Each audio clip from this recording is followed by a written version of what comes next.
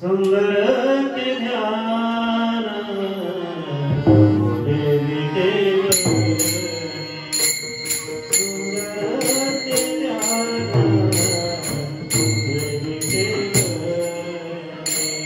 सुंदर के ध्यान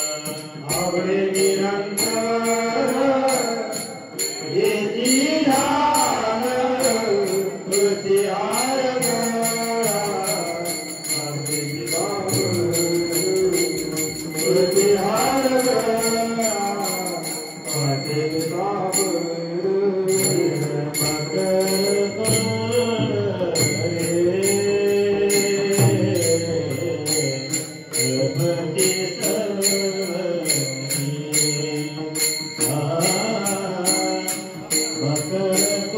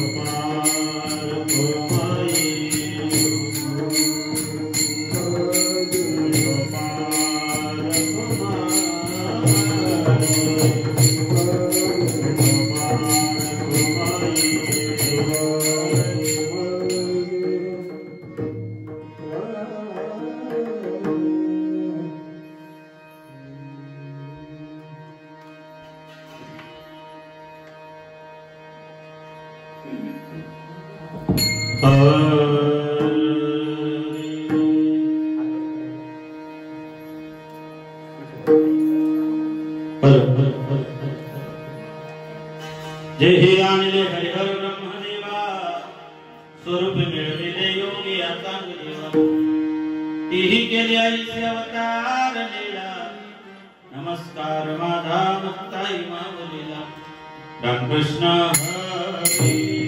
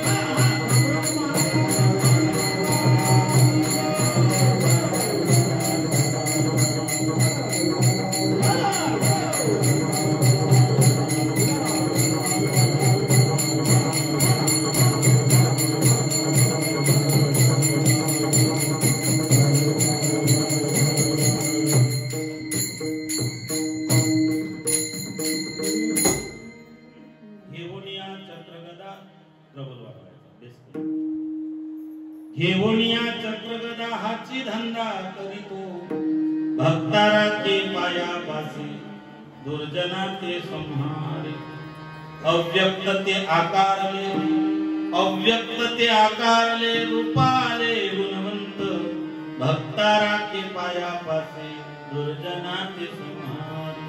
तुका म्हणे पूर्वी इच्छा, तुका म्हणे पूर्वी इच्छा, जया जैसा विठ्ठल, भक्ता राखे पायापासे, दुर्जनाचे संहारे. विठ्ठल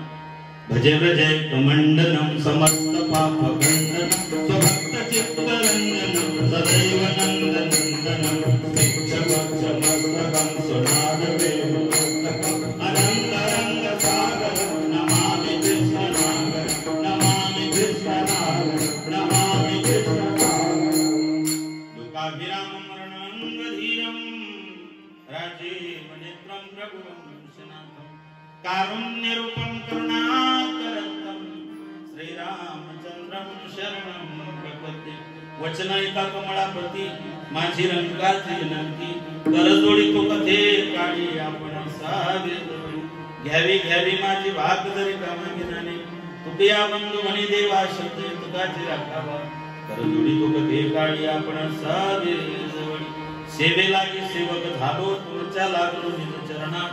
अहो स्वामी तुकया देवा या वरीण करावा भेद कैवल्याचा पुतळा प्रकटला भूतळा चैतन्याचा जिव्हाळा ज्ञानोपमा साधकाचा मायबाप दर्शन हरिता सर्वाभूती सुखरूप माझा धन्य धन्य मुक्ताबाई धन्य धन्य मुक्ताबाई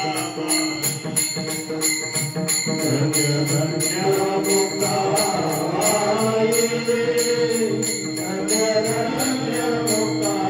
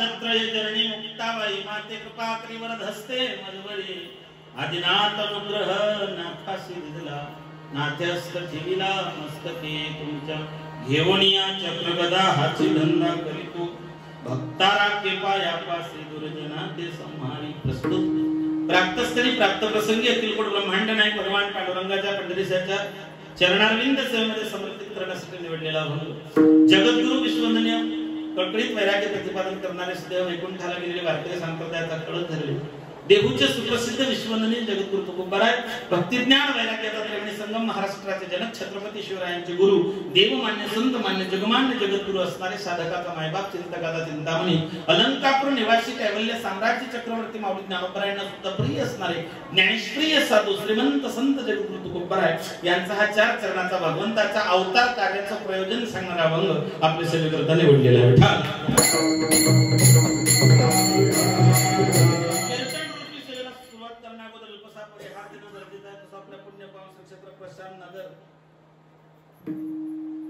शनी कृपा कॉलनी श्री हरी भक्तिपरायण आदरणीय परमस्नेही परमार्थ प्रेमी रघुनाथजी जगन्नाथ गव्हाणे साहेब त्यांच्या सौ ताई साहेब भारती ताई रघुनाथ गव्हाणे त्यांचे सुपुत्र त्यांचे कुटुंबीय आणि त्यांच्या संकल्पनेतून पवित्र इच्छेतून सदिच्छेतून सद्भावनेतून वाडवडिलांच्या पुण्याईच्या बळावरती थोरामोठ्यांच्या आशीर्वादाने गेल्या 14 वर्षापासून सुरू होत असलेला हा भगवान श्रीकृष्ण परमात्म्याचा जयंती सोहळा आणि भगवान ज्ञानोबरायांचा जयंती सोहळा गेल्या 14 वर्षापासून हा सोहळा सुरू आहे आणि साहेब बरोबर 14व्या वर्षी देवानं सप्ताह किंवा या कार्यक्रमात पाणी पाडलेलं आहे तुमच्या मागचा वनवासच गेला असं म्हणायला हरकत नाही 14 वर्ष झाली ना बरोबर आमचे हिम्मत महाराज 14 वर्षापासून चाळी भक्तिपरायण गुरुवर्य रात्रस्मरणीय कोळीबाबांच्या मार्गदर्शनातून त्यांच्या प्रेरणेतून गेल्या 14 वर्षापासून हा सोहळा संपन्न होत आहे आणि 14 हा अर्थ जसं तुमच्या माझ्या प्रत्येकाशी निगडीत आहे 5 ज्ञानेंद्रिय 5 कर्मेंद्रिय आणि 4 अंतःकरण मन चित्त अहंकार बुद्धी चतुष्टांतकरण 14 रत्नाचा माणसाचा पुतळा आहे आणि याची शुद्धी 14 वर्षात झाली असं म्हणायला हरकत नाही पूर्वी यज्ञ करायचे यज्ञात पाऊस पडला की यज्ञात भगवते गुरुजींनी असं म्हटलं तर भगवंताचे शब्द आहे पाऊस पडला की यज्ञ सफल झाला तसं 14 वर्षाची तुमची सेवा सफल झाली ती भगवान कन्हैयाला रुजू झाली म्हणून 14व्या वर्षी एवढा धोधो पाऊस पडला आणि त्याने त्याच्या जन्माचा जो प्रसंग होता तोच उभा केला ना आभाळ दाटलेला विजांचा कडकडाट ढगांचा कडकडाट पावसाची रेपरेप सोसाट्याचा हे सगळ्या गोष्टी आज जुळून आलेल्या आहेत असो आपल्या सदिच्छेतून सदप्रेरणेतून आपल्या कुटुंबियाच्या नाहीतर काय असतं मालकाला आवडतं तर बाईला आवडत नाही बायकोला आवडतं तर पोरांना आवडत नाही पोरांना आवडतं सुनबाईला आवडत नाही इथे सगळं घर पारणार ठीक आहे म्हणून बाहेर नाही हॉलमध्ये का होईना कार्यक्रम होतो खरं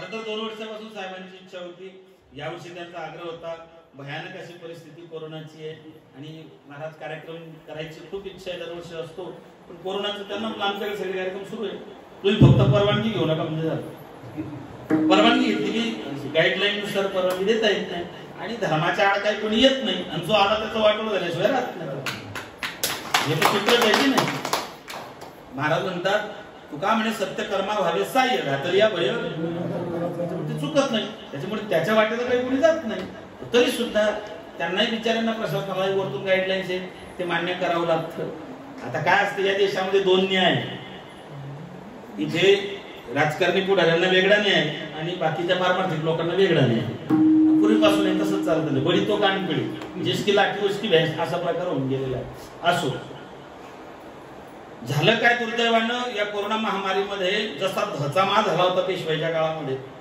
तसं सुरुवातीला उघडे करायचे होते मंदिरा सुरुवातीला कारण तिथे माणूस पॉझिटिव्ह होतो सध्या पॉझिटिव्ह हा शब्द वर्णन झालं पॉझिटिव्ह झाला म्हणजे लोक दूर जातात कुठेतरी माणूस सकारात्मक विचार करतो जीवन जगण्याचं बळ प्राप्त होतं परमार्थ महाधन आणि ईश्वराकडून कुठेतरी माणसाला एक आत्मीयता आणि श्रद्धेनं माणूस कुठेतरी बळ प्राप्त होतो म्हणून सुरू करायचे होते मंदिरा कोणी 150 आणि त्याच्यावरचा अनुस्वारच काढून टाकला सुरू करायचे होते मंदिरा अनुस्वार काढल्यामुळे सुरू झाली हे दुर्दैव आहे महाराष्ट्राचं.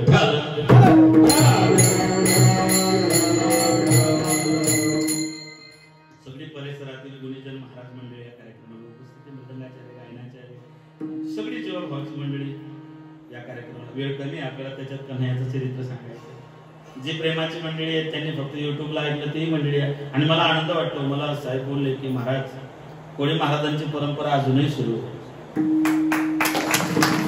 आमच्या आई साहेब या कार्यक्रमाला उपस्थित आहे आणि त्यांचे सुपुत्र पण उपस्थित. मला आनंद वाटला. आणि त्यांनी लक्षात ठेवा, साधूचा पोरगा साधू निघतच नाही. जनाबाईचे प्रमाण आहे, आईसा पुत्र देई संता त्यासी आवडे पंढरीनाथा. जनाबाई म्हणते मला काहीच देऊ नको, फक्त संतांच्या पोटी सारखी पोरं जन्माला घाल. कारण बऱ्याच कीर्तनकारांचे पोरं दारू पितात. हे महाराजांची तपश्चर्या आहे. महाराजांनी केलेलं वाणीचं काही क्वचित मानसिक हे तप आहे. त्या तपाची फलश्रुती की अख्खं घर अख्खं कुटुंब हे पारमार्थिक क्षेत्रामध्ये आहे. आणि आपण या कार्यक्रमाला उपस्थित आहे. मी तर कोळी महाराजांना पाहिलं नाही, पण माझ्यासाठी तुम्हीच कोळी महाराज आहात आणि तुम्ही कार्यक्रमाला उपस्थित.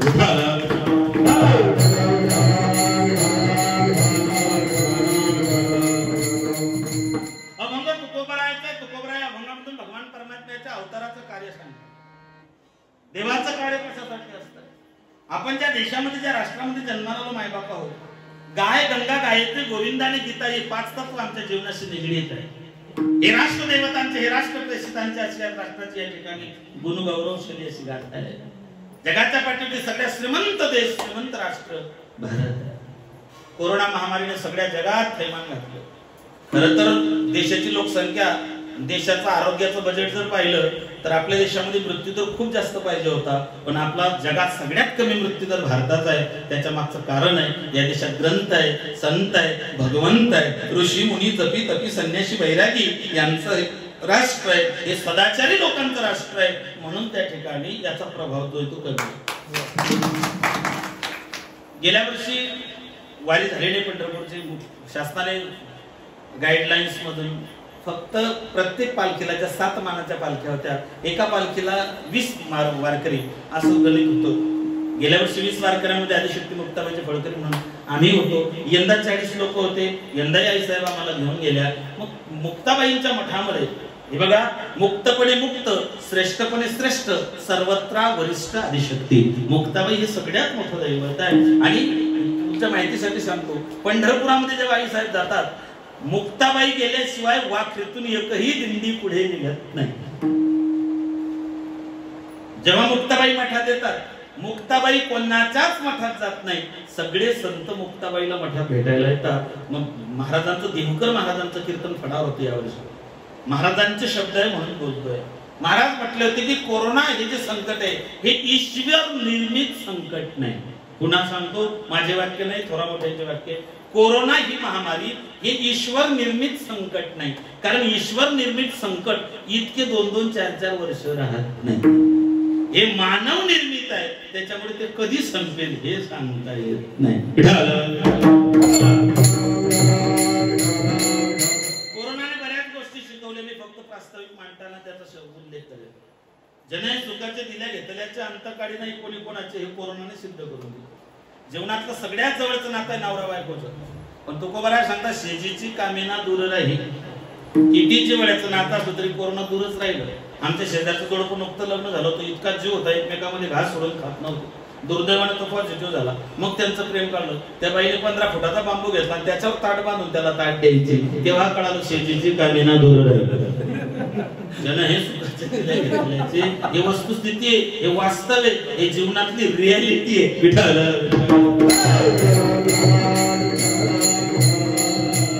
भारतीय संस्कृतीमध्ये, भारतीय वेदांत दर्शनामध्ये, भारतीय भक्तिशास्त्रामध्ये देवांचे अवतार किती झाले याच्याबद्दल शास्त्रकारांचं एक मत नाही. पुन्हा सांगेल, भगवंताच्या अवताराबद्दल शास्त्रकारांचं एक मत नाही. बाबा गोस्वामी वर्णन करतात, हरी अनंत, हरी कथा अनंत. नामदेवराय सांगता, अवताराचा राशी तो हा उभा विटेवरी. इकडे म्हणता अनंत अवतार बेसी भक्ता कारणे. भागवतकार सांगतात देवाचे 24 अवतार आहे. आपण वैदिक परंपरेमध्ये देवाचे 10 अवतार, मत्स्य, कस्य, वराह, नरसिंह, वामन, परशुराम, रामकृष्ण, बौद्ध आणि व्हायचा बाकी कलंकी, असे देवाचे आपण 10 अवतार मुख्य मानतो. या 10 पैकी 2 मुख्य आहेत. पूर्ण अवतार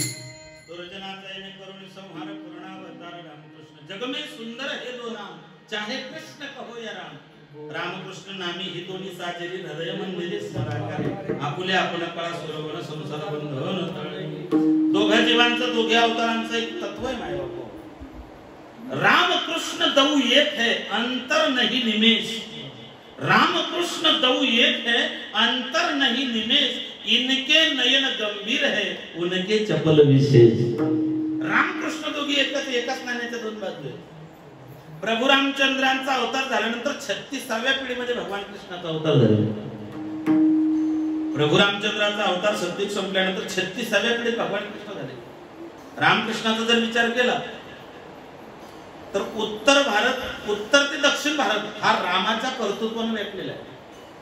उत्तर भारत ते दक्षिण भारत म्हणजे अयोध्येपासून श्रीलंकेपर्यंत या रामाच्या कर्तृत्वाने व्यापलेला आहे आणि पूर्व भारत ते पश्चिम भारत म्हणजे मथुरा ते अयोध्या ते प्राग ज्योतिषपुरापर्यंत हे भगवान कृष्णाच्या कर्तृत्वाने व्यापलेला आहे। म्हणजे संबंध भारत हा रामकृष्णाने व्यापलेला आहे।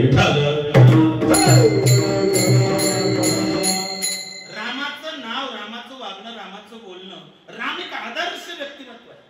भारतीय संस्कृतीतल्या आदर्श उच्चतम तत्वांचं अच्युत स्थान म्हणजे भगवान प्रभू रामचंद्र आहे। तुम्ही म्हणा महाराज भगवान कृष्ण काय, भगवान कृष्ण काय होते याच्यापेक्षा काय नव्हते ते विचारा।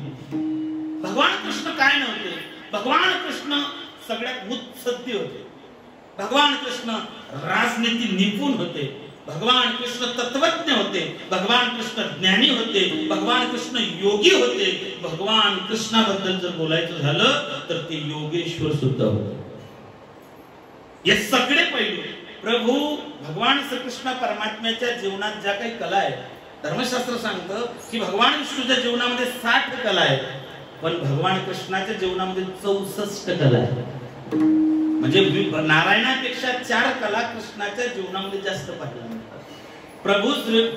भगवान श्रीकृष्णाच्या जीवनाला जितके पैलू आहेत तितके पैलू आतापर्यंत झालेल्या अवतारातल्या एकाही अवताराला पैलू नाही। भगवान कृष्ण आबाल वृद्धांना आवडणारा व्यक्तिमत्व आहे। लहान लेकरांना आवडतं, लंगड्या पांगड्यांना आवडतं, तरुणांना आवडतं, रसिक लोक आहेत त्यांनाही आवडतं, जे गवई त्यांना आवडतं, जे पैलवान आहेत त्यांनाही आवडतं, जे योद्धे त्यांनाही आवडतं, जे राजकीय क्षेत्रात आहेत त्यांनाही आवडतं, जे लांड्या लबाड्या करतात त्यांनाही आवडतं। बाकीचं काही नसेल पण तेवढं का होईना आपल्याकडे घेतलं गेलं।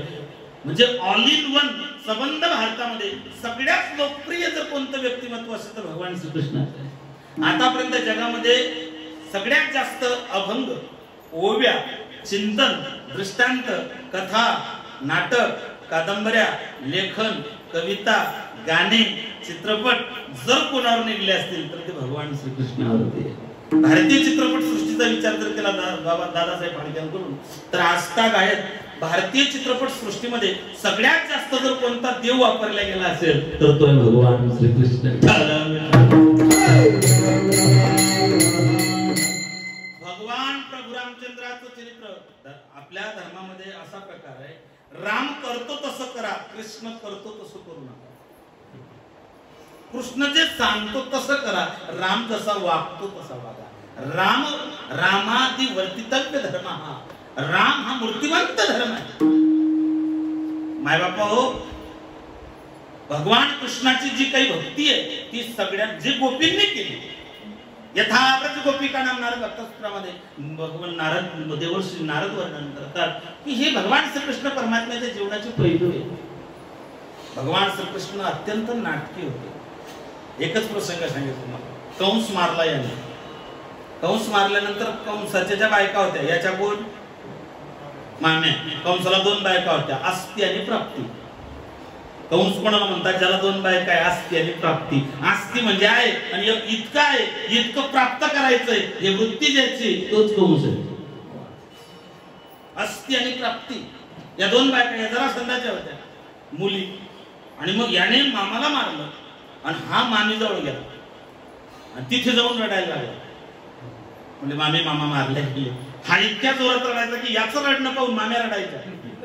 माम्याने सांगितलं तुमचा काही दोष नाही, जे कर्मात होतं ते झालं, तुमचा मामा कर्मानं मेला, हा नामाने रडा राहील. इतका नाटकी फक्त हाच आहे. भगवान कृष्ण जगातला सगळ्यात मोठा कलावंत आहे. त्याच्या बासरीचे स्वर आपण साधं मोबाईलवरती त्याची जर ट्यून ऐकली, नुसती एकच धून वाजली, मला वाटतं 80 दशकामध्ये एकच धून बासरीची वाजली तर लोक अजून विसरले नाही. सागर ते करमा जन्माष्टमी, त्याच्या बासरीचे स्वर इतके मधुर होते. माणसं जाऊ द्या, संगीताची ज्याला आवडे तोही जाऊ द्या, पशु पक्षी सुद्धा तहान भूक विसरून जायचे, इतका गोडवा त्याच्या बासरीमध्ये होता. हा नाट्य चरू विसरली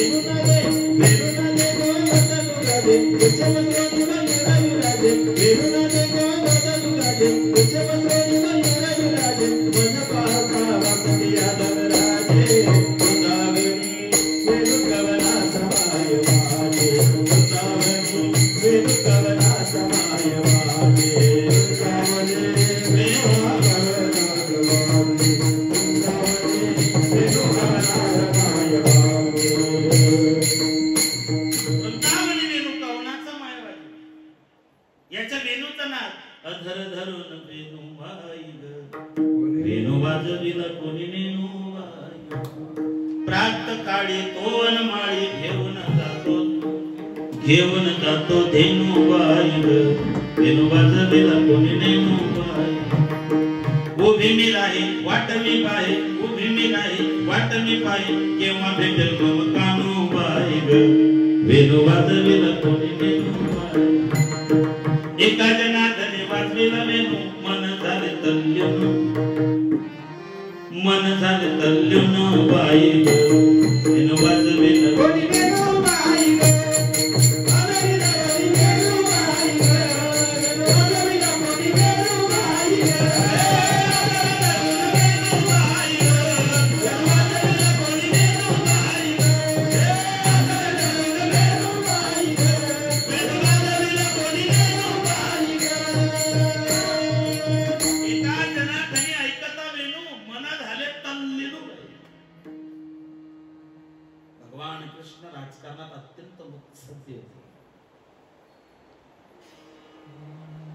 आणि एक शब्द सांगितला, भगवान कृष्ण हे अनासक्त होते. हा त्याच्या जीवनातला सगळ्यात मोठा गुण. भगवान कृष्ण अनासक्त आहे. किती ज्ञानी हो की ज्या भगवद्गीतेवरती आस्था काय 38 टीका झाल्या. टीका म्हणजे त्याच्यावरती भाष्य झाले. जगाच्या पाठीत असा एकमेव धर्मग्रंथ त्याच्यावरती एवढ्या मोठ्या विद्वानांनी 38 टीका केल्या. सगळ्यात मोठी सुंदर टीका ज्ञानोबांची गीता अलंकार. आता मला सांगा, माझ्या बहिणी बसलेल्या, अलंकार आणि दागिना याच्यात काय फरक आहे? ज्ञानोबांना दागिना म्हणता येत नसतं का? गीता दागिना नामज्ञानेश्वरी. ज्ञानोबांनी सांगितलं गीता अलंकार, नामदेव म्हणतात गीता अलंकार नामज्ञानेश्वरी, नामदेव म्हणतात. मला सांगा, दागिना आणि अलंकार याच्यात काय फरक आहे? दागिने घालतात की तुम्ही, अलंकारही घालतात की नाही? मग अलंकार म्हणजे दागिना आणि दागिना म्हणजे अजिबात नाही. अलंकार आणि दागिन्याचा फरक आहे. ज्याला डाग असतो त्याला दागिना म्हणतात. ज्याला तांब्याचा डाग दिलेला असतो सवादी सहित त्याला दागिना म्हणतात. आणि ज्याला कुठेच डाग नसतो त्याला अलंकार म्हणतात. ज्ञानोबरायांनी जी ज्ञानेश्वरी लिहिली त्याला कुठेच डाग नाही म्हणून गीता अलंकार. आणि आजचा जो दिवस आहे तो माझ्या आईच्या जन्माचा म्हणजे ज्ञानोबरायांच्या जन्माचा दिवस. आजच्याच दिवशी भगवान कृष्णाला अवतार घेऊन 5252 वर्ष झाले. इसवी सन पूर्वी भगवान कृष्णाचा अवतार झालेला 5252 वर्ष. कलियुगाचे 4,32,000 त्याच्यातून 5252 मायनस करा, खाली जे उरले ते अजून आपल्याला भोगायचे. म्हणजे आपण काही राहणार नाही तोपर्यंत, पण बाकीच्या पुढच्या पिढीला भोगायचे. आजच्याच दिवशी भगवान ज्ञानोबरायांचा अवतार झाला. ज्ञानियांच्या राजांचा अवतार झाला.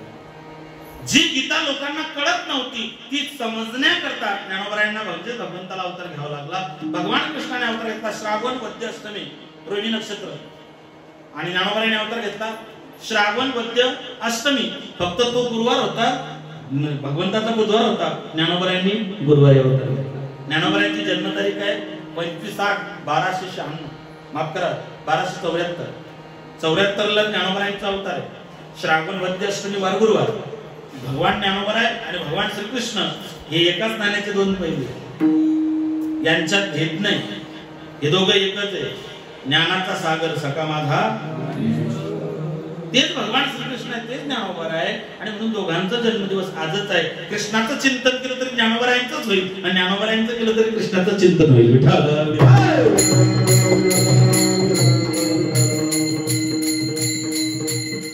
राजनीती धुरंधर भगवान श्रीकृष्ण परमात्मा, ज्याला ज्ञान मिळवायचे त्याने ज्ञानेश्वरी वाचायची. योग्यांना काही पाहिजे असेल त्याने चांगलं 65 वाचायचं. पण ज्यांना राजकारणामध्ये सफल व्हायचं असेल त्यांनी भगवान कृष्णाचं चरित्र बारकाईने वाचावं. जगाच्या पाठीवरती कृष्णासारखा धूर्त राजकारणी आजपर्यंत जगाच्या पाठीवर जन्माला. राजकारण करावं देवाने. आपण काय राजकारण करू? आपलं राजकारण गाव नसवतं, आपलं राजकारण भावकी फोडतं, आपलं राजकारण सख्य भाऊ पक्के वैरी करतं. राजकारण करावं भगवंताने. काय राजकारण केलं ऐका. भगवंताने सांगितलं होतं सांगेन गोष्टी युक्तीच्या 4 हाती शस्त्र नाही धरणार. जगातल्या नतद्रष्ट वाईट दृष्ट प्रवृत्तीच्या धर्मकंटकांना भगवान कृष्णाने संपवलं, त्यांच्या अंगाला हात सुद्धा न लावता. पण मारलं कोणी? आंधळ्याचे 100 पोरं होते, एक बी निवडून येऊ दिलं नाही. पांडूचे 5 होते, एक बी पडू दिलं नाही. याला म्हणतात राजकारण. 100 होते 100 डिपॉझिट जप्त. पांडूचे 5च होते, एक बी पडू दिलं नाही. इतका धुरंधर राजकारणी जगाच्या पाठीवर नाही. आणि मुत्सद्दी होता खूप. तुम्ही त्याचं बारकाव्याने चिंतन करा. भयानक मुत्सद्दी होता. जरासंधाला मारायचं होतं. जरासंधाला मारणं इतकं सोपं नव्हतं. पांडवांच्या रस्त्यातला काटा संपवायचा, जरासंध मारायचा. पण जरासंधाला मारायच्या अगोदर त्याचे 2 सेनापती होते, हंस आणि डिंबक. यांना मारणं गरजेचं होतं. यांना मारणं इतकं सोपं नव्हतं. याने काय केलं? हंस नावाचा पक्षी मारला. याने हंस नावाचा पक्षी मारला आणि अफवा पसरवली की हंस मेला. मग त्या डिंबकाने विचार करायला पाहिजे होता ना, पक्षी मेला का आपला मित्र मेला? त्याने काहीच मागचा पुढचा विचार केला. त्याचं इतकं मित्रावरती प्रेम होतं, तसा मित्र आता सध्या सापडत नाही. मित्र वनव्यामध्ये गारव्यासारखा. मी सोशल मीडियाला पाहिलं होते, मला आवडलेच तिकडे. आता असे मित्र नाही. आता टेबल फ्रेंडशिप करणारे मित्र भरपूर सापडतील, भोजन भाऊ मित्र भरपूर सापडतील. मित्र हा ढालीसारखा असावा. ढाल संकटात पुढे असते आणि सुखात पाठीमागे असते. मित्र हा ढालीसारखा असावा. आणि मित्रांच्या बाबतीत जर बोलायचं झालं तर कृष्णासारखी मित्रत्वा जगात मध्ये आजपर्यंत कोणीच नाही होती. त्याच्यासारखा कोणी मित्र नाही. एक सांगू काय बाप्पा, कोणतंही नातं लावायचं असेल तर कृष्णासोबतच लावा. मी त्याची दुसरी बाजूही मांडतो तुमच्या समोर, पण मला आता माझं चिंतन या ठिकाणी पुढे न्यायचंय. त्याने हंस नावाचा पक्षी मारला. बातमी पसरली, अफवा पसरवली. डिंबकाकडे मित्र. डिंबकाने मागचा पिढीचा विचार न करता डिंबकाने नदीत उडी घेतली, जीव दिला. तो मेला याची खात्री केली. हा बाबा हंसाकडे गेला. त्याला सांगितलं मी पक्षी मारला, डिंबकाला सांगितलं तुझ्यावर त्याचं इतकं प्रेम होतं की त्याने नदीत उडी मारून जीव दिला. अरे एवढं ऐकून तरी तू सुद्धा जिवंत आहे म्हणजे तुला लाज नाही वाटत का? त्याला लागलं ना तो शब्द. अरे म्हणलं तुझा मित्र तुझ्यावर इतका प्रेम करत होता की तू मेला, पक्षी मेला, त्याला वाटला हंस मेला, त्याने नदीत उडी मारली, एवढं ऐकूनही त्याचा तू मरत नाही. त्याने आत्महत्या केली हो. याने दोघं हात झटकले, म्हणले आपलं काम झालं. आणि मग जरा असं मारला. हा इतका भयानक राजकारणी होता.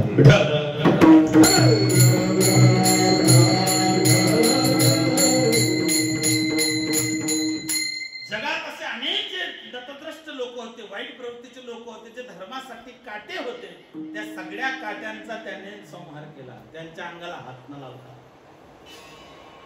भगवान ज्ञानोबा सांगता एका एकाचे मनोव्यापार हे विश्वाचे होय संहार.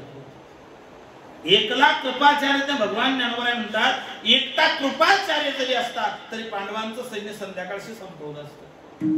पण जाको राके साई हमारे संगे ना कोई बाल न बाका होय जब सारा जग बेरी होय. देवताने त्याला पण जो हातोपाई मरीत केले देव काय केलं. देवताने त्याला कोण मागे पण जो हातोपाई मरी. तुकोबारांचं प्रमाण तुका म्हणे पुढे बांधोनी दगड. येथे काय पोळ धावायचे. महाराज म्हणतात जो पोटाला दगड बांधूनच उडी मारतोय त्याला वाचवण्याचा अर्थ नाही का.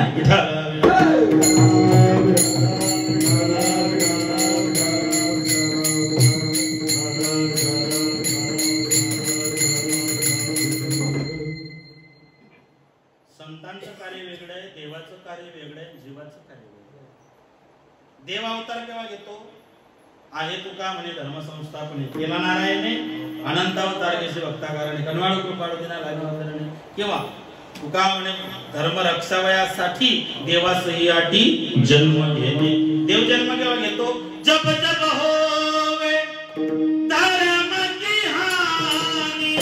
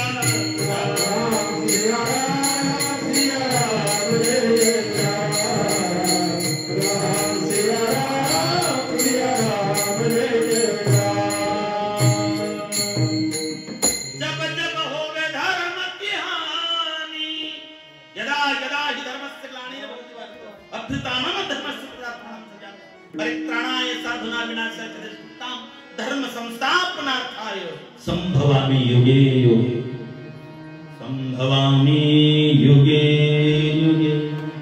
हे भरतवंशजा अर्जुना जेव्हा जेव्हा धर्माला ग्लेनी कभी राम बन के कभी श्याम बन के, कधी राम बनून कधी कृष्ण बनून, कधी अभिमन्यू बनून कधी अर्जुन बनून, कधी पृथ्वीराज चौहान बनून, कधी महाराणा प्रताप बनून, कधी छत्रपती शिवराय बनून, तर कधी धर्मवीर शंभूराजे बनून त्याला प्रत्येक अवतारामध्ये अवतार घ्यावाच लागतो जेव्हा धर्म संकटात सापडतो. आज सध्या काय झालंय धर्म संकटात आहे. सगळं चालू आहे फक्त मंदिर सगळं चालू आहे धर्म संकटात आहे. हे संकट आहे. येणाऱ्या संकटाची ही नांदी आहे. अजून ध्यानात येत नाही आमच्या. येईल अब पछताए क्या हो जब चिड़िया चुग गई खेत. देवाचं ब्रीद आहे मी ज्या ज्यावेळी धर्माला ज्ञानी येते त्या त्यावेळेस मी अवतीर्ण होतो. देव त्याच्या घरी जन्माला येतो का? देव लुंग्या सुंग्याच्या घरी जन्माला येतो का? मेथीची भाजी 4 दिवसात उगते 8 दिवसात संपून जाते. नारळाला कोंब फुटायला 6 महिने लागतात. हे युगपुरुष राष्ट्रपुरुष महापुरुष हे नारळाच्या कोमासारखे असतात सगळ्यांकडे. आता जगामध्ये श्रीमंत नाहीत का, पैसा नाहीत का लोकांकडे, म्हणून सगळेच भगवान कृष्णाच्या जन्माचा जन्म चोखावाणी साहेबांसारखा साजरा करतात का? मला तोंड चोपड्या गोष्टी येत नाही वेळभाड. मी या मताचा माणूस आहे.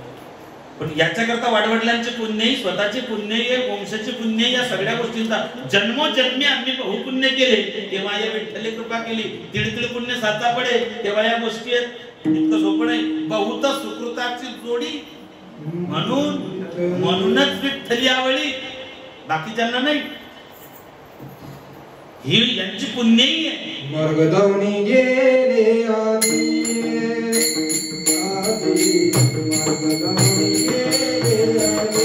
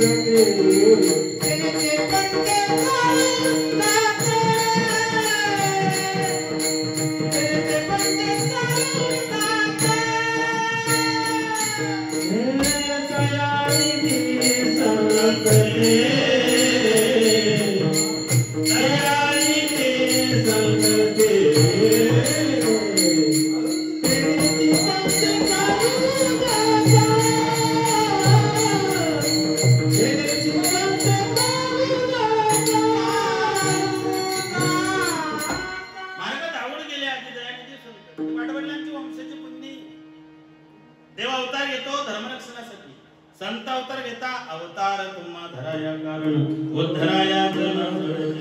प्रत्येकाचा धंदाही वेगळा आहे. तुमचा माझा धंदा कोणता? रोज उठून खावयाची चिंता. आमचा धंदा कोणता? प्रपंच करसी ज्ञानोबर आहे. संतांचा धंदा कोणता? दिनरजनी हाची धंदा गोविंदाचे पोवाडे. आणि देवाचा धंदा कोणता? अभंगाच्या पहिल्याच्या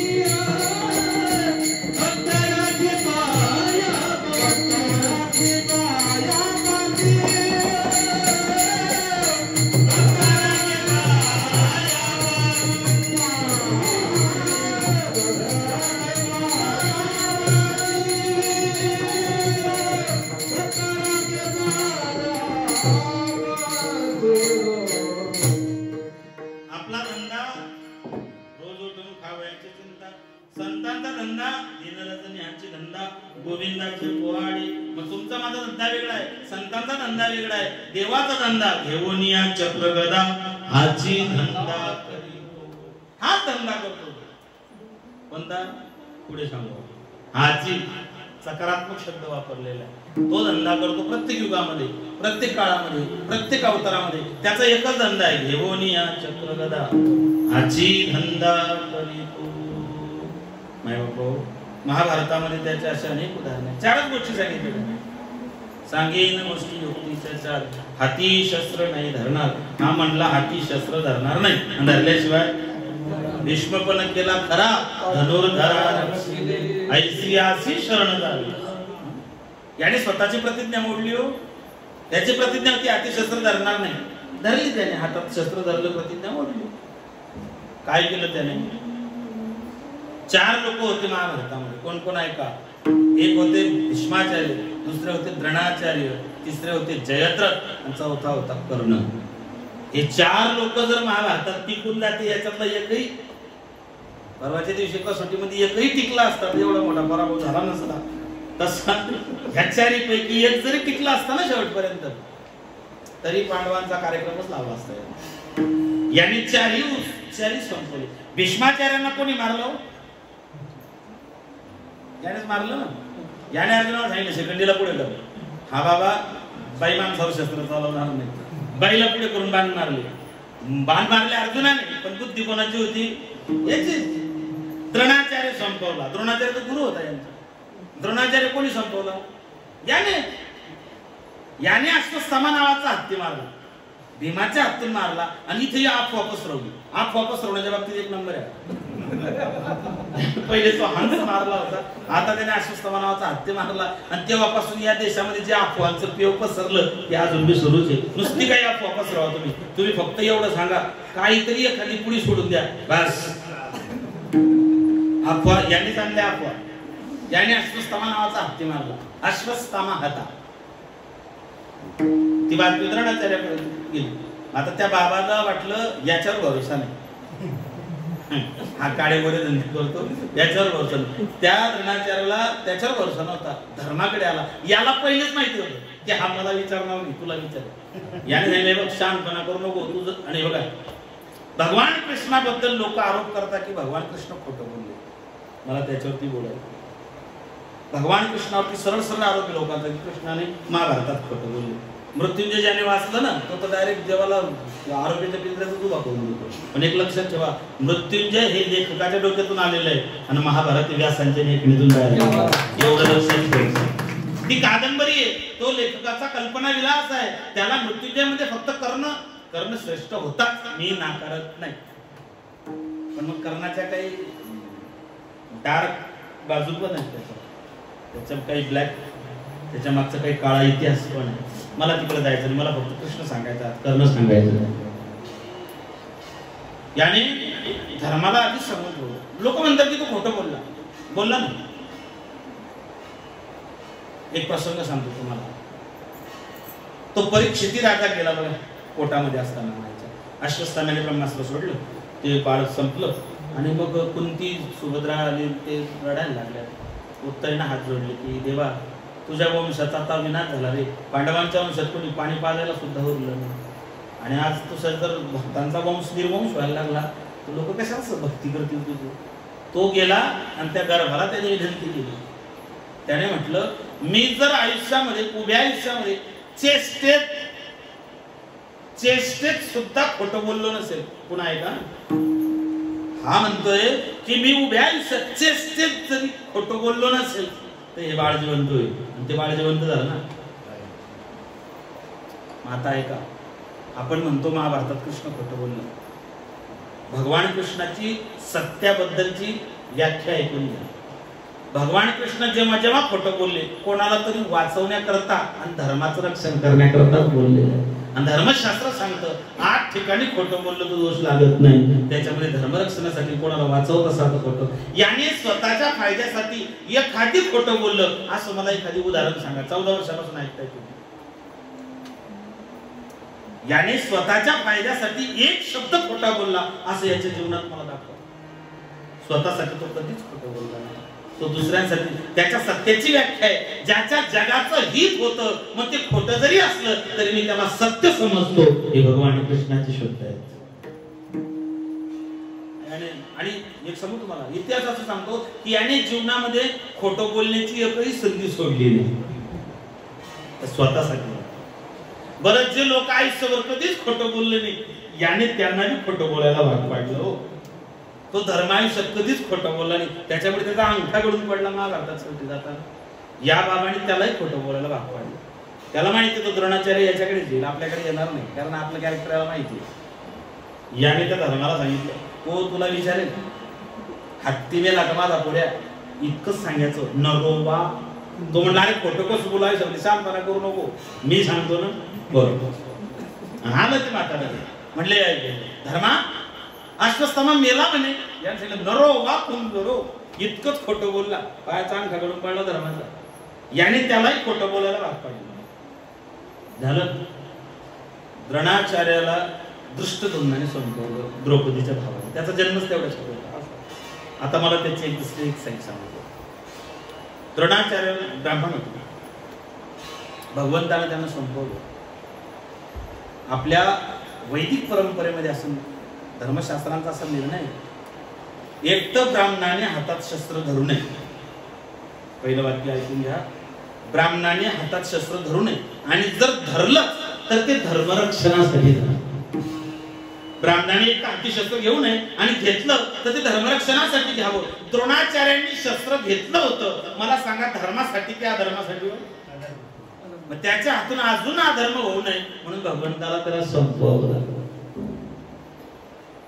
आता या शिवचरित्रामध्ये बाजीप्रभू देशपांडे यांनी हाती शस्त्र धरलं. इकडे तर म्हणतात ब्राह्मणाने हाती शस्त्र धरू नये, पण बाजीने हाती शस्त्र धरलं, पण ते धर्मरक्षणासाठी होतं म्हणून बाजी आजही आमच्यासाठी अच्युत शिखरावरती विठाल.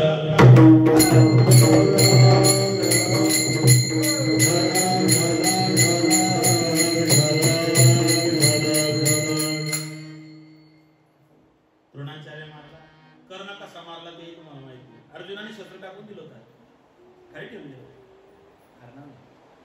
जेव्हा सांगितलं अरे मार त्याला, तो आताच मारतला जाईल, त्याचं रथाचं चाक आहे, त्याच्या हातात शस्त्र नाही. अर्जुनाने सांगितलं देवा हे नियमाच्या विरुद्ध आहे, त्याच्या हाती शस्त्राने मी बाण कसा चालवू? मग याने सांगितलं तुझा अभिमन्यू एकटा होता तेव्हा याने विचार केला होता का सांगपणा मला शिकवू नको, उचल बाण मार त्याला. कर्णाने सांगितलं देवा हा धर्म आहे, तुला धर्म करतो, तू धर्माची मूर्ती, पाप पुण्य तुझ्या हाती, आणि देवा तू अर्जुनाला धर्म करायला सांगतोय. भगवंतानं कर्णाला सांगितलं कर्णा जेव्हा अभिमन्यूला एकट्याला 7 जणांनी गाठून मारलं तेव्हा तुझा धर्म कुठे गेला होता? तुमची माफी मागून बोलतो. द्रौपदीला वेश्या दुर्योधन नाही बोलला, द्रौपदीला वेश्या दुर्योधन नाही बोलेल, द्रौपदीला वेश्या कर्ण बोललेला आहे. त्याचा परिणाम काय झाला आपल्या सगळ्यांच्या पुढे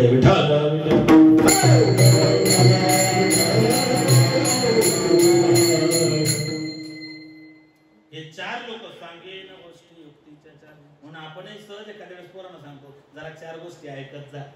या 4 गोष्टी तिथून आलेल्या आहेत. या महाभारतातल्या त्या 4 गोष्टी जरा माणसाने 4 गोष्टी ऐकाव्या, 4 जणांचं ऐकावं. या 4 गोष्टी त्याने महाभारतात सांगितलेल्या होत्या. मग घेऊन या चक्र गदा हाची धंदा करीतो, काय करतो बघा, महाभारताचं युद्ध ठरलं आणि मग जुळवाजुळव सुरू झाली. त्याला काय म्हणतात मोर्चे बांधणे. मोठ सध्या चालू आहे ना आता 24ची तयारी, मोठ तसं सगळे जमा केले दुर्योधनाने. आणि मग शकुनीने सांगितलं दुर्योधन सगळे आले, द्वारकेचं सैन्य जर आपल्याकडे आलं 100% विजय तुझा. हा दुर्योधन द्वारकेला गेला, हा बाबा झोपलेला होता. आता मला सांगा तो खरंच झोपत असेल का? किती नाटकी माणूस आहे, तो खरंच झोपत असेल का? आणि जर समजा तो झोपला, 1993 साली डुलकी मारली त्याने अनंत चतुर्दशीच्या दिवशी इकडे धाराशिव जिल्ह्यामध्ये किल्लारी.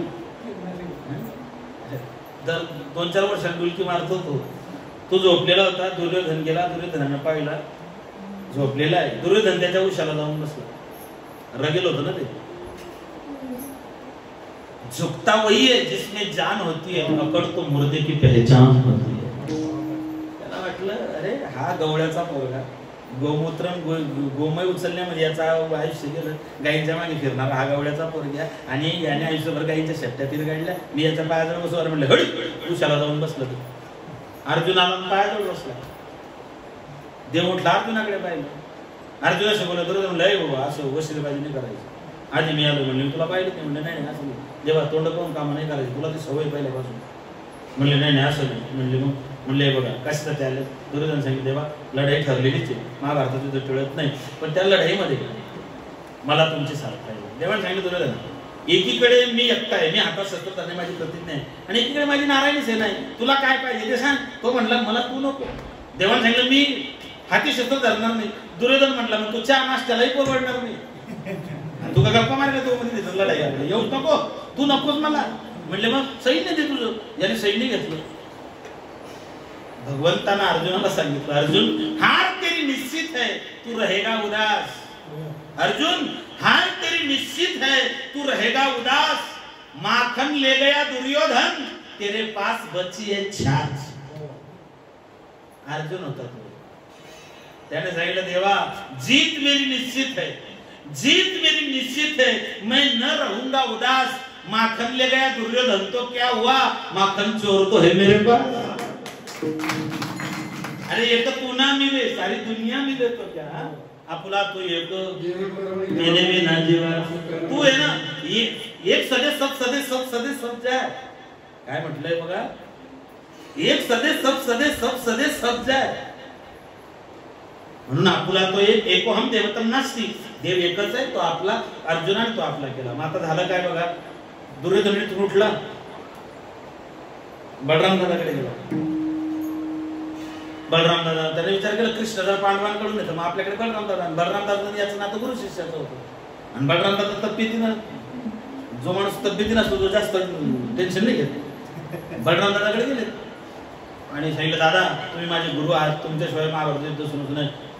म्हणले कृष्ण म्हणले पांडवांकडून. म्हणले मी तुमच्याकडून. जेव्हा देवाला तेच पडला ना की दादा जर तिकडून मग का आपण एकाच वाटत की भाऊ एकमेकाच्या विरोधात फॉर्म भरायला. म्हणले नाही नाही हे चुकीचं होतंय बरं. आता काय करायचं. सभा बसली. दुर्योधनाने सगळ्यांना बोलवलं. देवाने सात्विकीला बोलवलं. म्हणले इकडे सभा बसलेली असेल दुर्योधनाचे बलराम दादा असतील, दरवाजात जायचं फक्त दादाला बोलवून द्यायचं. दादा जवळ येतील. दादा काय म्हणले काय नाही, कृष्णाला नमस्कार सांगितलं. इतकंच बोलायचं नाही बोलायचं. बर सभा भरली, चालू होतं खाते वाटप कोणाला कसं द्यायचं काय द्यायचं. आणि नेमका सात्विकी गेला. सात्विकीने बलराम दादा हाक मारले, दादा ओ दादा. दादा उठून आले. म्हणले काय. म्हणले इकडे कान इकडे आणा. म्हणले काय. म्हणले जवळ काय. सात्विकी कानाजवळ गेला, नुसता फुटफुटला. कृष्णानं नमस्कार सांगितलाय. बोला नालायक मूर्खा तुला अक्कल आहे का, एवढं महत्वाचं नुसतं नमस्कार. म्हणजे काय नाही जात नाही. ते जाऊन बसले. आता दुर्योधनाने विचारलं दादा कोण होता. म्हणजे कृष्णाचा माणूस होता. म्हणजे काय सांगितलं. म्हणजे काय कृष्णाने नमस्कार सांगितलं. म्हणजे खोटं नका बोलू दादा, एवढ्या महत्वाच्या सभेतून उठून घेऊन गेला. काहीतरी महत्वाचं असेल. अहो म्हणले अरे म्हणले नाही दुर्योधना त्याने फक्त नमस्कार. म्हणले नाही नाही दादा तुम्ही द्या ना इकडे, मनानं सगळे तिकडे पांडवांकडे नाही, तुम्हाला वाटतच नाही. आणि ते संतापलं ना, दादा संतापित असतात. संकित ते म्हणलं दुर्योधना एक म्हटलं तुझं महाभारताचं युद्ध मला नाही भाग्य आहे देता. दुरावीला सखा बळीभद्र न साहेची बघू पांडवा पारिखा. दुरावीला सखा बळीभद्र.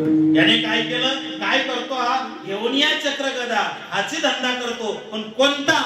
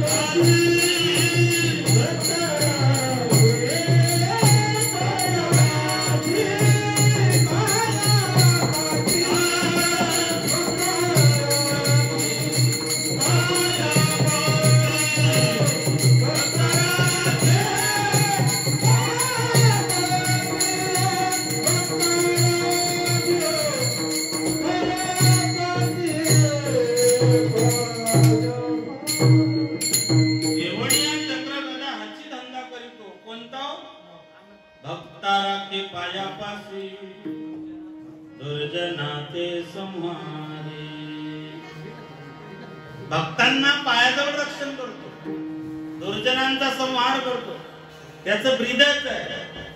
दीनानाथ ब्रीद सांभाळी आपुले. ज्या ज्या वेळेस भक्त संकटात आहे, ती द्रौपदी असेल, सुभद्रा असेल, उत्तरा असेल, प्रत्येकाने त्याचा धावा केला. श्री पंढरीशा पतित पावना एक विज्ञापना पाया पासी. अनाथ जीवाचा तुका दैवा ऐसी चराचरी वेदा. न सांगता कडे अंतरीचे गुज. आता तुझी लाज तुझ देवा. आळी कर त्याचे करसे समाधान. अभयाचे दान देवोनी. तुका म्हणे तुझी खेळे दोही ठाई. नसेल तो देई धीर मना. अनाथ जीवाचा तुका दैवानी ऐसी चराचरी वेदावडी. अर्जुन आला असेल मागे पुढे उभा. आलिया घात भक्ता राखे पायापासे. घात आघात निवारी छाया पितांबर करी. मला शेवटी तुम्हाला एक मुद्दा सांगते. त्याचा जन्म होण्याच्या आधी एक मुद्दा सांगतो. राम आणि कृष्ण हे दोघी अवतार आहे. राम मर्यादा पुरुषोत्तम, हा पूर्ण पुरुषोत्तम. राम आणि कृष्ण या दोघांच्या जीवनामध्ये भली मोठी तफावत आपण ऐकलेली आहे. विस्तार बाहेर बोलत नाही. फक्त मला इतकं सांगा, प्रभू रामचंद्र आणि भगवान कृष्ण या दोघांच्या जीवनामध्ये सगळ्यात जास्त दुःख कोणत्या अवतारात आहे? राम आणि कृष्ण या दोघी अवतारामध्ये सगळ्यात जास्त दुःख कोणत्या अवतारात? राम अवतारात. आता तुम्ही सगळी ज्ञाती मंडळी आहे, मला सांगा, प्रभू रामचंद्राच्या जीवनामध्ये दुःखाला कुठून सुरुवात झाली? रामाच्या जीवनात दुःखाला सुरुवात कुठून झाली? लग्न झाल्यापासून कोण बोलतो? ती आपल्या जीवनाची सुरुवात आहे.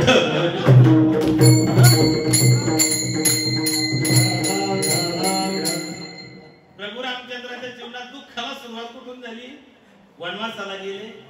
प्रभू रामचंद्र जेव्हा वनवासाला गेले तेव्हा वय काय होतं रामाचं? 27 वर्ष. सीतेचं होता 18. म्हणजे दोघांमध्ये 9 वर्षाचा डिफरन्स होता. आपल्या धर्मात अजूनही 4-5 वर्षाचं अंतर नवरदेव वगैरे म्हणजे पाहिजे. आता परिस्थिती अवघड आहे. आता आमच्या प्रत्येक गावामध्ये 30 वर्षाच्या पुढचे टेम्पो भरून नवरदेव सापडते. अंतर 4-5 वर्षाचं निदान मिनिमम कमीत कमी. रामाचं सीते 9 वर्ष, सीता 18 वर्ष होती वनवासाला गेली तेव्हा. प्रभू 27 वर्ष होते. त्याचं वर्णन भावार्थ रामायण नाथबाबांनी केलेलं आहे. भक्तिबाबांनी त्याच्यावर चिंतन समीक्षण रामायणमध्ये मांडलेलं आहे. आणि मग प्रभू रामचंद्राच्या जीवनात दुःखाला सुरुवात कुठून झाली? वयाच्या 27व्या वर्षी, म्हणजे वनवासाला गेले तेव्हा. आता मला सांगा, भगवान कृष्णाच्या जीवनात दुःखाला कधीपासून सुरुवात झाली? जन्माला आल्यापासूनच. आणि एक सांगू माय बापू, भगवान कृष्ण कोण होतो? भगवान कृष्ण एक अनाथ मुलगा होता. मी अनाथ शब्द का वापरला? की जन्म झाला वसुदेव देवकीच्या पोटी आणि वाढवला कोणी? नंदेश. खरं तर तो राजपुत्र होता, पण गवळ्यांच्या घरात वाढला होता राजपुत्र. मग आपण या बाबतीमध्ये कर्णाला थोडस झुकतं माप देतो की कर्णावरती अन्याय झाला. अरे सगळ्यात मोठा अन्याय तर माझ्या कृष्णावरती झाला. आला वसुदेव देवकीच्या पोटी, राजपुत्र असून गवळ्यांच्या घरामध्ये त्याला राहावं लागलं. त्यांनाच आपले मायबाप, सावत्र मायबापांनाच आपले मायबाप समजून त्याने तिथे जीवन व्यतीत केलं. जन्माला आल्यापासून संकट आहे. जन्माला आल्यापासून मामा टाकलेला आहे. जो बरं किती काय म्हणतात ते 24 घंटे 7 दिवस कंटिन्यू मामा टपलेला आहे. जन्माला आला तसं त्या ठिकाणी कंस, नंतर ती आली पुतना मावशी, नंतर तृणावर, मारिष्टासूर, प्रलंबासूर, धेनुकासूर, अगासूर, बकासूर, अरिष्टासूर, प्रलंबासूर, हे कितीतरी. पण अवघी दैत्यखानी संपवले त्याकडे. हा आयुष्यामध्ये एवढे संकट आहे बघा. भगवान कृष्णाच्या जीवनामध्ये एवढे संकट आले, हा माणूस कुठेच थांबला नाही. माणूस एवढ्यासाठी बोलतोय, एक आदर्श व्यक्तिमत्व म्हणून आज तुमचं माझं नातं त्यांच्याशी देव आणि भक्ताचं. मी भक्त तू देव ऐसे करी. एक फक्त एक आपल्या जीवनाचा विचार करताना त्यांच्याकडे एक व्यक्तिमत्व म्हणून पहा. जीवनामध्ये एवढे संकट आले, प्रत्येक संकटावर मात केली. बरं एवढं असून आपण त्यांना म्हणतो द्वारकेचा राणा. भगवान कृष्ण द्वारकेचा राणा. भगवान कृष्ण जीवनामध्ये कुठलाच राणा नाही, कुठलाच पद नव्हतं कृष्णाकडे. उग्रसेन कंस मारला, उग्रसेनाला त्या ठिकाणी राज्य दिलं, वसुदेव राजा बनवला. आपण त्यांना द्वारकेचा राजा म्हणतो. द्वारकेचा राजा आहे वसुदेव आणि युवराज आहे बलराम. कृष्ण तिथेही राजा नाही, तिथेही त्याने कोणतंच पद घेतलं नाही. तो अनासक्त आहे. 16,108 बायकांमध्ये रमायचा, तेव्हाही तो तसाच उदासीन राहायचा आणि जेव्हा सगळं सोडून निज धामाला गेला तेव्हाही तो तसाच होता. हे स्थित प्रज्ञाचे जे लक्षण आहेत त्याने भगवद्गीतेच्या दुसऱ्या अध्यायामध्ये अर्जुनाला सांगितले. आधी केले मग सांगितले. किती अनासक्त होता तो.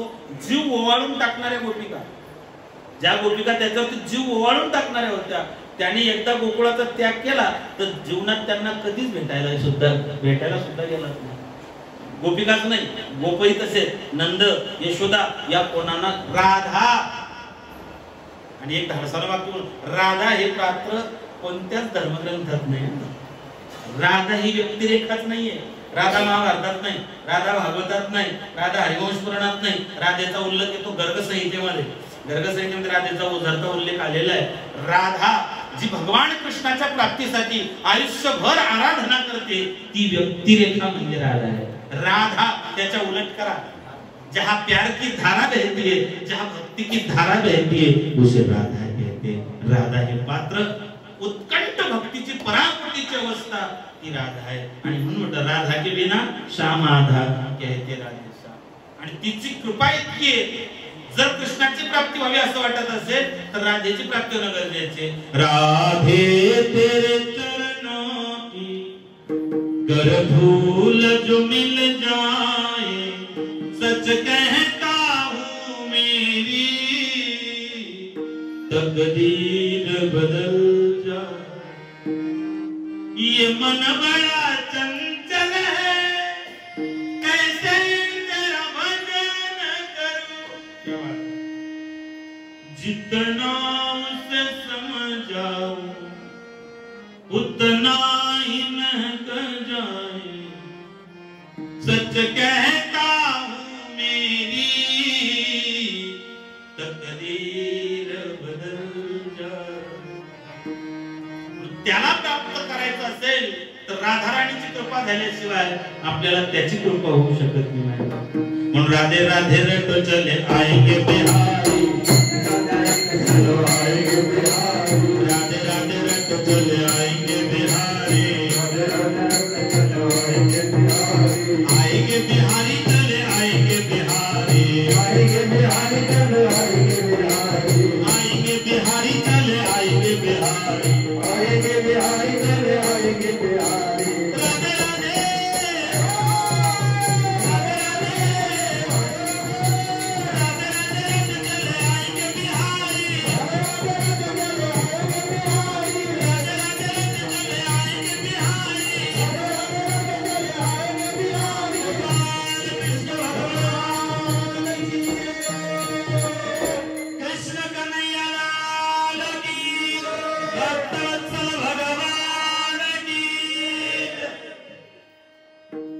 श्रावण महिना वर्षा ऋतू बुधवार दिवस रोहिणी नक्षत्र अष्टमी तिथी रात्रीचे 12 वाजले. कंसाने विसदा सैनिक आजूबाजूला उभं केलेलं आहे. मुंगीला सुद्धा बाहेर पडतात नाही अशी व्यवस्था कंसाने केलेली आहे. आणि मग भले मोठे कुलपती दरवाज्यांना पहारेकरी उभे केलेले क्रूर दैत्य हातामध्ये शस्त्र घेऊन उभे. खुल गए ताले हजारों वे क्या बात हुई, खुल गए ताले हजारों वे क्या बात हुई. आज जन्मे कन्हैया करामात हो गई, आज जन्मे कन्हैया करामात हो गई, आज जन्मे कन्हैया करामात हो गई, आज जन्मे कन्हैया करामात हो गई. खुल गए ताले हजारों वे क्या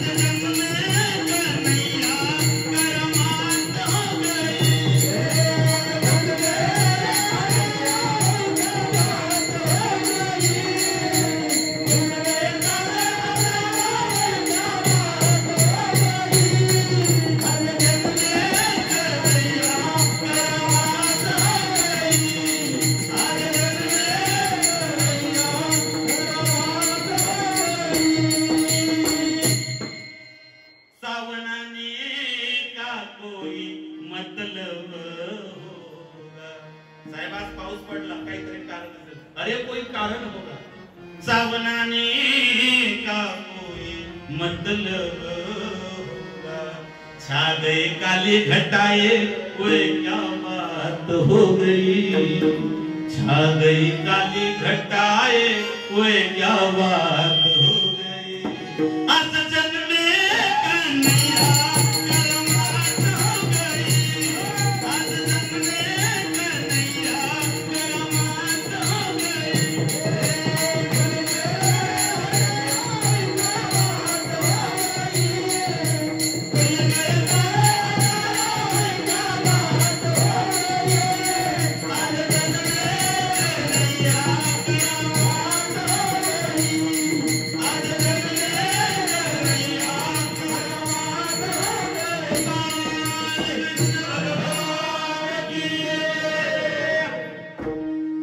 कंसाच्या बंदी शाळेत कंसाच्या पहार करे होते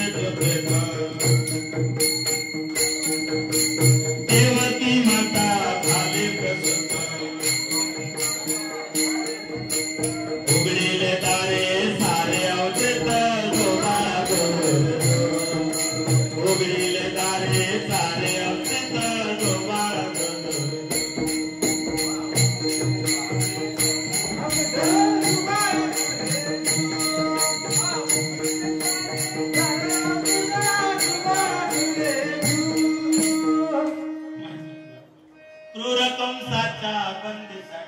पहारे करी होते झोपेत देवकी माता झाली प्रसूत, उघडेले दारे सारे अवचित।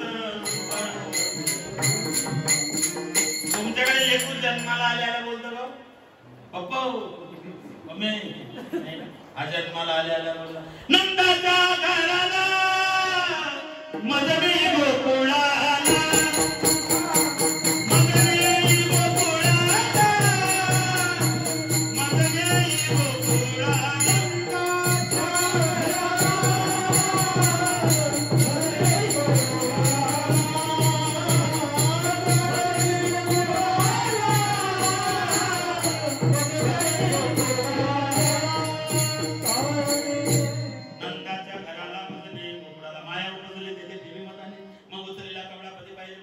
ज्याने देवाला डोक्यावर घेतलं त्याच्या हातापायाच्या बेड्या तुटता, मी आणि माझे मन विसरले त्याचे अंतकरण अर्थात संन्यासी दान।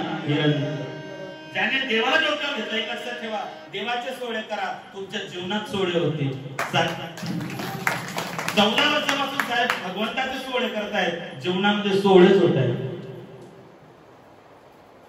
आपले ऐकत असेल ते ऐकतीप्रमाणे भगवंताचं काही नाही हो पत्र पुष्प फलम, त्याला त्याची अपेक्षा नाही ना तुमच्याकडून पाहिजे काही, पण तुमची जर परिस्थिती असेल एवढा मोठा कार्यक्रम या ठिकाणी ठीक आहे, आज त्याची इच्छा नाही तो विषय सोडून द्या, पण एक सांगू का 21 वर्षापासून मी त्याच्या जन्माचे कीर्तन करतोय, पण जो आनंद आज या कीर्तनात आला ना तो कोणत्याच कीर्तनात आला नाही, कारण आजचं कीर्तन फक्त त्याच्यासाठी होतं, मला फक्त तोच सांगायचा होता। कारण समाज असला की मग त्यांच्यासारखे करावं लागतं, नखरा केल्याशिवाय इकरा होतो सूत्र आहे।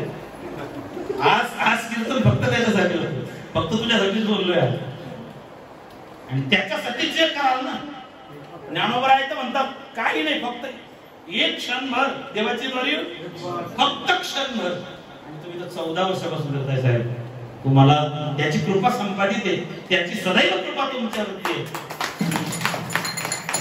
नुसतं बोलणं नाही, मागे पुढे उभा सदैव तुम्ही कधी अनुभव घ्या, किती संकटात असू द्या त्याचा धावा करा, मला खात्री आहे तो आतापर्यंत त्याने कोणालाच निराश केले। माझे भक्त जातीचे माझे भक्त जातीचे